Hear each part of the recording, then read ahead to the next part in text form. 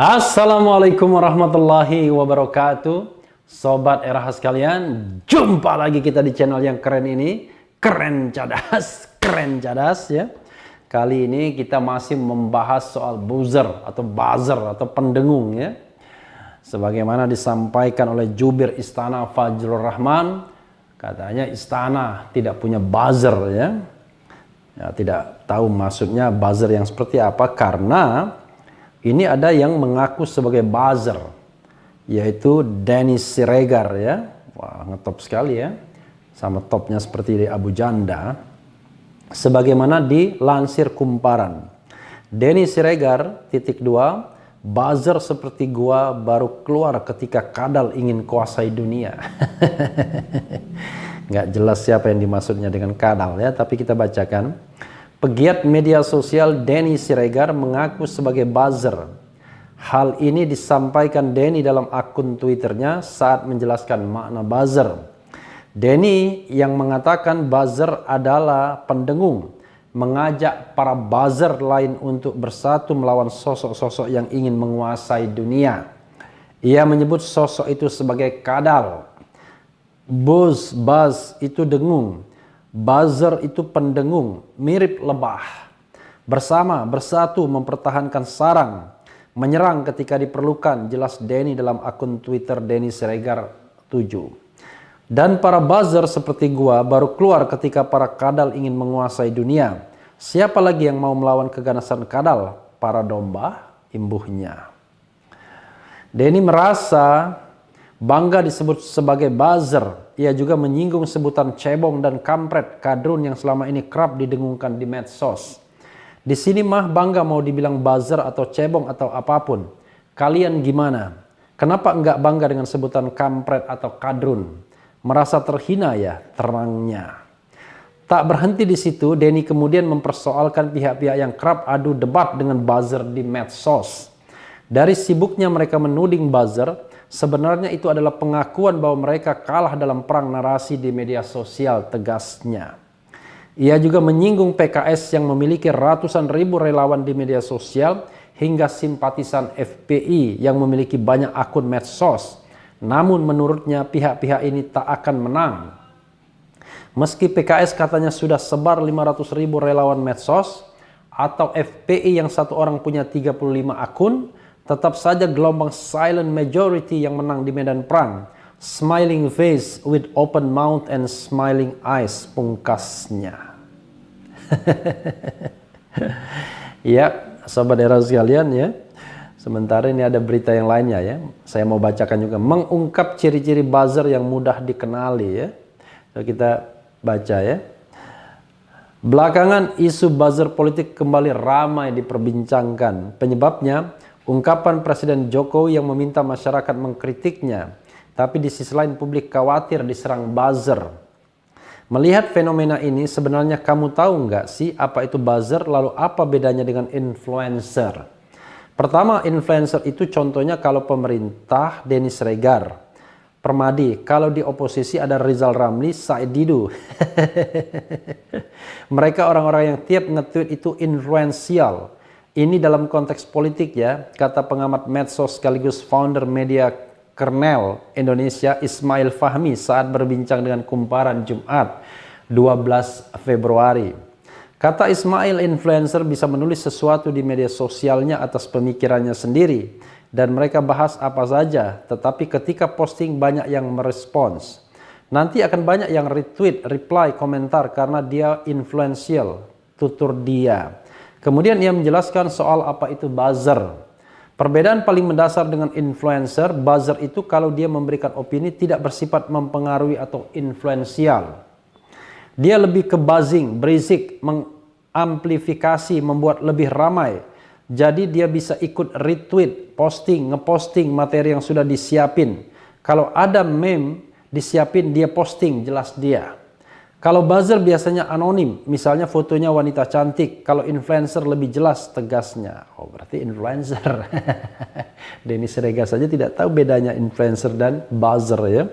Namun menurut pendiri Drone emprit itu, ada juga buzzer yang tidak anonim. Tapi yang perlu ia tegaskan, buzzer itu tidak mengeluarkan pandangannya sendiri, melainkan hanya ikut arus. Wah, ya itu ya harus pahami ya. Dia enggak influensial. Kalau dia nge-tweet, bukan tweet sendiri tapi orang lain.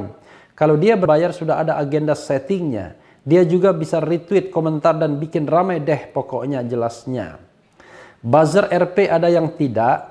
Kalau buzzer dibayar dan tidak terlihat, misalnya akun yang isunya itu terus dan kompak, mungkin itu dibayar. Seperti ada orkestrasi, imbuh dia. Sementara buzzer yang tidak dibayar menurutnya juga banyak. Ada sejumlah alasan mereka jadi buzzer. Mungkin karena sudah sama ide, itu banyak banget, nggak mungkin semua dibayar, banyak natural tuturnya. Lalu ada juga isu yang melekat juga, ya ini biasanya buzzer menggunakan mesin bot dalam mengangkat isu. Namun Ismail punya pendapat sendiri. Enggak harus gitu, fungsi buzzer itu artinya kan buzzing, berisik, jadi supaya makin ramai tapi enggak berpengaruh. Penggunaan mesin atau bot untuk membantu menaikkan isu lebih digunakan untuk naik isunya. Hashtagnya, enggak semua isu kan suka bahas. Lagi ramai gitu mungkin angkat isu baru, beber dia. Orang umumnya kan kurang mau ikutin, kemudian diatur jam segini, ini, kemudian jadi trending topik. Jadi ada scheduling sambungnya. Dalam pengamatannya, kalau buzzer berbayar, akan ada pola cuitan yang sama di medsos. Mereka bekerja secara profesional. Jadi tiap hari dari bangun sampai tidur lagi. Jadi akunnya sesuai pesanan. Jadi retweetnya misalnya yang lain omong apa, dia enggak ikutan karena dia diperintahkan. Konsisten dengan isu yang ada genderangnya, ungkap dia. Ada buzzer ideologis atau politis yang tidak berbayar. Ia bekerja secara natural karena merasa sepaham akan suatu isu. Ismail juga menganggap apa yang terjadi saat ini publik telah menyederhanakan makna buzzer. Seakan semua yang buat keramaian di media sosial adalah buzzer. Denny Siregar, Saidido itu influencer karena tanpa disuruh dia nge-tweet. Levelnya sudah influencer. Influencer itu ada yang di-hire juga dan orangnya jelas dan menginfluence. Cuma kita tidak mau pusing, ya sudah semua mau troll, buzzer, influencer, semua buzzer jelasnya. Makanya di sini bahwa publik mengsimplifikasi, padahal ada satu tim, ada kegiatan semua buzzer. Padahal di dalamnya ada macam-macam, ada influencer, buzzer dan sebagainya, tutup dia. Buzzer musuh pers, mereka menyerang dan menjelekkan. Ya sobat daerah sekalian ya, terima kasih buat Ismail Fahmi ya, yang membuka wawasan kita mengenai buzzer dan influencer ya. Ya tentu ini definisi yang dibuat Ismail Fahmi. Tapi kalau umum mengatakan tidak membedakan antara buzzer dan influencer ya.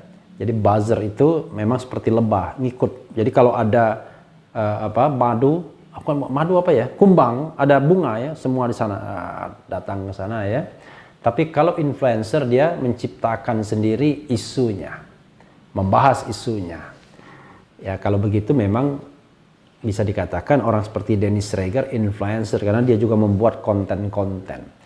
Kalau saya so far ya nggak ada masalah ya, mau buzzer, mau influencer dan lain sebagainya. One thing for sure, kita harus genuine. Genuine itu begini. Yang kita harus pahami adalah ya, kita harus berbasis pada value. Value apa yang ingin kita perjuangkan. Kalau ada value yang mau diperjuangkan, is okay. Orang tidak bisa dipaksakan misalnya concern semua pada aspek-aspek kebenaran dan keadilan. Ada juga orang yang ingin memperjuangkan radikalisme, intoleransi, dan lain sebagainya. Tapi kalau ditanyakan kepada saya, ya saya mengatakan masalah terbesar Republik ini adalah ketidakadilan dan ketidakbenaran. Jadi karena itu kita harus memperjuangkan kebenaran dan keadilan. Nah, salah satu wujud ketidakadilan itu adalah korupsi. Ya. Wujud ketidakbenaran itu adalah korupsi misalnya. Tapi ada orang lain yang berpikiran berbeda. Mungkin ada yang menakutkan, mengkhawatirkan berkuasanya arus kanan misalnya. Sebagai contoh misalnya dalam wacana yang dikembangkan Denny Siregar tadi, bagaimana dia berhadapan dengan PKS diametral ya. Jadi kalau PKS dianggap sebagai representasi apa ya, dia sendiri sering bilang apa kadrun dan lain sebagainya, maka kan dia mengidentifikasikan dirinya sebagai kelompok yang berbeda. Jadi kalau PKS diidentifikasi sebagai kanan luar, maka orang seperti Denny Siregar memposisikan diri sebagai kiri luar atau kiri dalam. Tidak mungkin juga kanan luar. Kira-kira begitu. Nah, hal itu sah-sah saja, sobat era sekalian. Yang tidak sah itu ya, yang memprihatinkan itu adalah kecenderungan ingin menghina, ya, menggunakan kata-kata yang menghina. Kan sebenarnya kan tidak perlu kita menggunakan kata-kata yang makin memperuncing segregasi sosial. Jadi segregasi sosial itu makin diperuncing dengan mengamplifikasi kata-kata misalnya cebong, kampret, kadrun, dan lain sebagainya. Tapi kalau itu sebuah pilihan ya sudah, mau diapakan lagi. Karena tidak semua orang berpikir dengan dengan cara pengelompokan seperti ini. Orang seperti saya ya tetap berpikir mengenai hubungan antara state and society. Karena saya tidak ingin bicara tentang konflik horizontal. Ini kan seperti menciptakan sebuah konflik horizontal dan negara membiarkannya.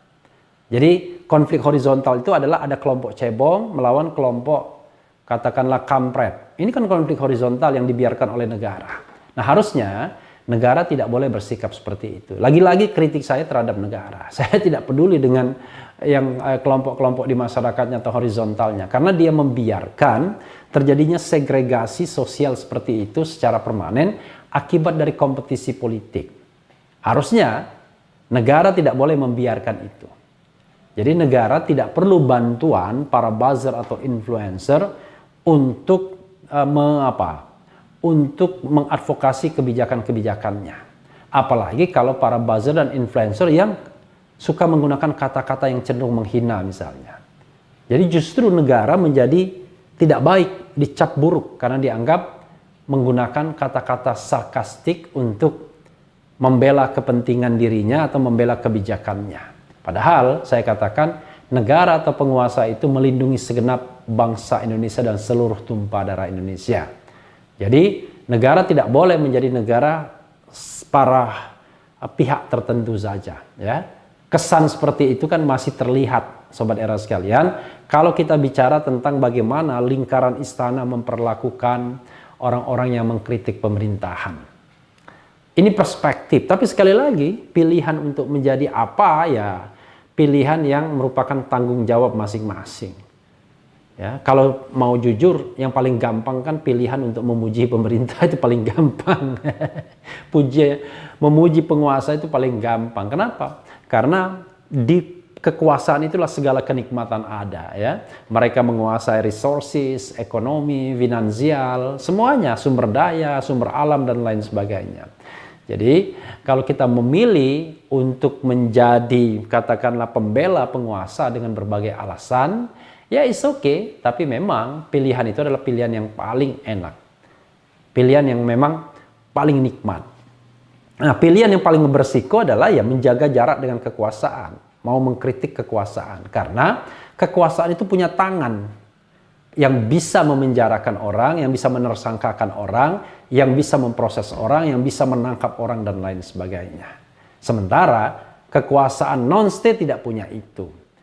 Kalau misalnya non-state punya keinginan untuk berlaku seperti penegak hukum misalnya, maka dengan mudahnya dikatakan dia telah menjalankan peran polisionil yang kemudian bisa dibubarkan organisasinya.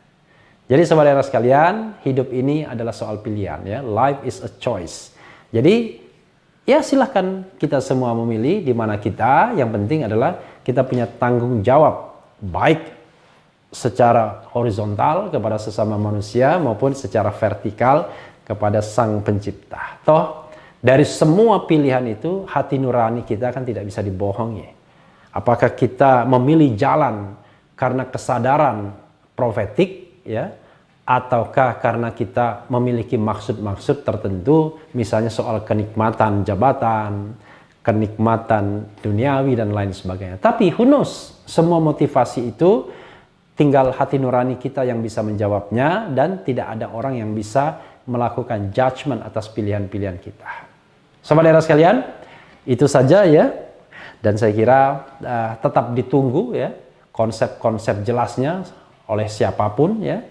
Entah itu mau buzzer atau influencer, mudah-mudahan semua influencer makin cerdas, entah itu influencer bagi pemerintah, penguasa maupun influencer bagi society.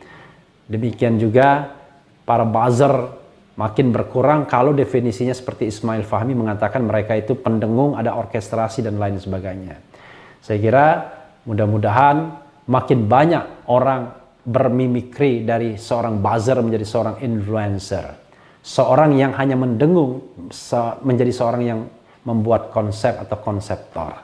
Sahabat sekalian, itu saja ya.